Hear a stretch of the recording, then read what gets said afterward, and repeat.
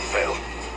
Each of you are heroes, but today, we are all Avengers.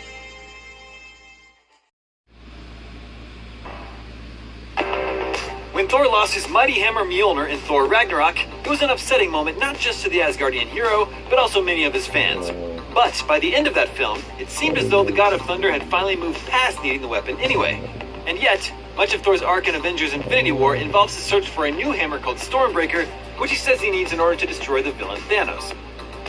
Not surprisingly, Stormbreaker actually has its roots in the comics on which the MCU is based. But like many aspects of the Marvel movies, the filmmakers have combined stories and concepts from the printed page in order to arrive at their version of the weapon. Let's break them all down.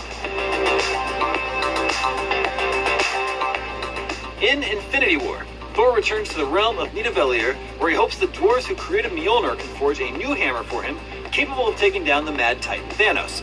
There he finds Peter Dinklage's character Atri, the sole survivor of the dwarf weapon makers. With the help of Rocket and Groot, they are able to reignite a dying star, activate the forge with its awesome power, and create Stormbreaker, which is more of an axe hammer than just a hammer, but that's cool too. Now, the name Stormbreaker actually dates back to the classic Thor run of comics from the 80s by writer-artist Walt Simonson. In those stories, Thor fought an alien named Beta Ray Bill, who proved worthy enough to lift Mjolnir and took off for Asgard with it. Eventually, it turned out Bill was a good guy too, and Odin granted him his own enchanted weapon, a hammer-axe combo called Stormbreaker. Beta Ray Bill soon became a beloved character, and all these years later, fans continue to hope that he'll show up in the MCU at some point. Marvel Studios' Kevin Feige has said that Bill was in an early version of Ragnarok in a small role, but was ultimately cut because the part didn't do him justice. But a giant sculpture of a Bill-type character can be spotted in the film on the Grandmaster's Palace, among other past champions of Sakaar. Regardless, bringing in Stormbreaker feels like a natural continuation of adapting Simons's work, since Ragnarok pulls so liberally from it with its Hela, Surtur, and Scourge storylines. In fact, even the idea of refugees in space can be traced to this era of the Thor comics. Beta Ray Bill is actually the guardian of the survivors of his race, who are seeking a new home after the destruction of their own by Surtur, not unlike Thor at the end of that film.